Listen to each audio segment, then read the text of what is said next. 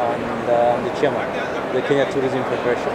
Kenya Tourism Federation is the umbrella body of all the tourism bodies across the country in Kenya. We have the tour operators, Kenya Association of Tour Operators, KATO. Then we have the Kenya Association of Hotel Keepers and Caterers. And then we have the Kenya Association of Travel Agents. And then we have the Kenya Coast Tourism Association, formerly MCTA. And we have the Eco Society of Kenya. And last but not least, we have the Pubs and Restaurant Association of Kenya, which is PERA. So, my other role, for me to be the chair of KETF, I'm also an industry player, the CEO, Group CEO of Sun Africa Hotels in Kenya.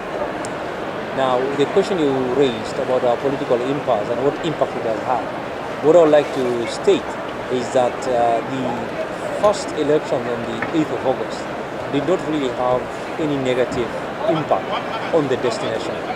You'll notice that it coincided with our peak period for the safari sector, which is the wildest migration, which means that we thought and we were worried that there will be cancellations or people putting forward their stay. But we've had one of the best tourism seasons ever in Kenya. So at some point in August and September, we were even running short of the four-wheel vehicles, and that's the reality, and that's the truth.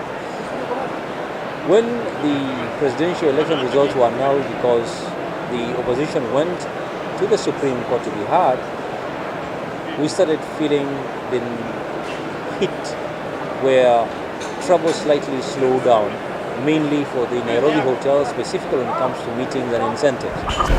But still, when it came to the safari segment, we didn't have a negative impact as such. Mombasa and the Kenya coast may have slowed down a little bit, but again, nothing major. So the bottom line is that yes, we've been affected, but not to a point where it has become a crisis. As we head to the end of the year, we are looking at registering some very good numbers. We're actually looking at 1.4 million tourists this year, which is one of the best since 2007. And those are figures that can easily be collaborated and verified through the arrivals at the immigrations at our airports. So have we been affected? Yes. To what level? Is it crisis level?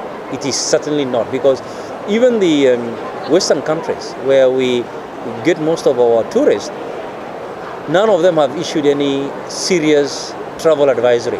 When I say travel advisory, any non-essential travel advisory, which means if you don't have any essential duties in Kenya, then you're told do not travel.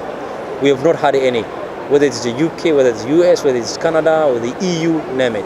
It has all been quiet, it's all been smooth, and we've just had the second election, which went smoothly.